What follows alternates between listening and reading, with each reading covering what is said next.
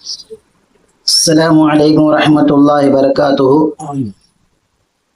கண்ணியத்துக்குரிய அல்லாஹ்வின் நல்லடியார்களே, கண்மை நாயகம் ஸல்லல்லாஹு அலைஹி வஸல்லம் அவர்களுடைய ஹதீஸ், அஸ்ஸதகத்து பி அஷ்ரி அம்சாலிஹா வல் கர்ஸு பி ஸமானியத அஷரா. ஒரு மனிதன் சதகா செய்கின்றார் என்று சொன்னால் அதற்கு பகரமாக அல்லாஹ் தபாரக் வ தஆலா 10 நன்மைகளை தருகின்றான். அதே போல் ஒரு மனிதன் கடன் கொடுக்கின்றார் என்று சொன்னால் அதற்கு பகரமாக 18 மடங்கு நன்மைகளை அல்லாஹ் தருகின்றான். இந்த ஹதீஸிலே சொல்லப்பட்ட விஷயம், சதகாவிற்கு 10 மடங்கு நன்மை, கடன் கொடுப்பதற்கு 18 மடங்கு நன்மை சொல்லப்பட்டிருக்கின்றது. இந்த ஹதீஸிலே நாயகம் ஸல்லல்லாஹு அலைஹி வஸல்லம் அவர்கள் கடன் கொடுப்பதை பற்றி ஆர்வமூட்டி இருக்கின்றார்கள்.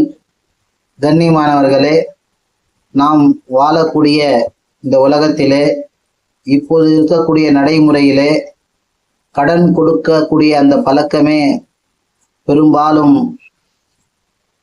விடப்பட்டு இருக்கின்றது.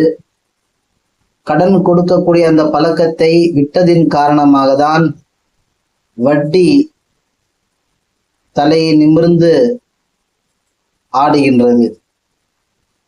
பொதுவாக கடன் கொடுத்து உதவக்கூடிய அந்த சூழ்நிலை மறக்கடிக்கப்பட்டு விட்டது. ஆகையால் தான் வட்டி என்னும் சொல்லக்கூடிய தீமை, பாவமான செயல் தலை நிமிர்ந்து நிற்கின்றது. கண்ணியமானவர்களே, இந்த ஹதீஸிலே சொல்லப்பட்ட விஷயம், கடனை கொடுங்கள், கடன் கொடுப்பதால் 18 மடங்கு நன்மைகளை அல்லாஹ் தருகின்றான். அதே போன்று இதன் மூலமாக கடனை வாங்குவதும் கடனை கொடுப்பதும் இந்த சூழ்நிலை ஏற்படும் பொழுது வட்டியின் பக்கம் மக்கள் செல்லாமல் இருப்பதற்கு ஒரு காரணமாக இருக்கும். வட்டி பெரியும் பாவமாக இருக்கின்றது.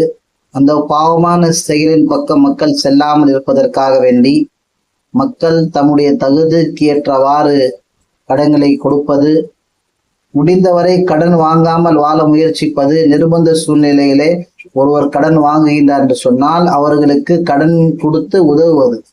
அல்லாஹ் தபாரக் வ தஆலா அழகான ஒரு ஷரியத்தின்படி வாழ்ந்து தன்னுடைய வாழ்க்கையை சிறப்பான வாழ்க்கையாக அமைத்துக் கொள்ள வல்ல ரஹ்மான் கிருபை செய்வானாக. அஸ்ஸலாமு அலைக்கும் வரஹ்மத்துல்லாஹி வபரகாத்துஹு.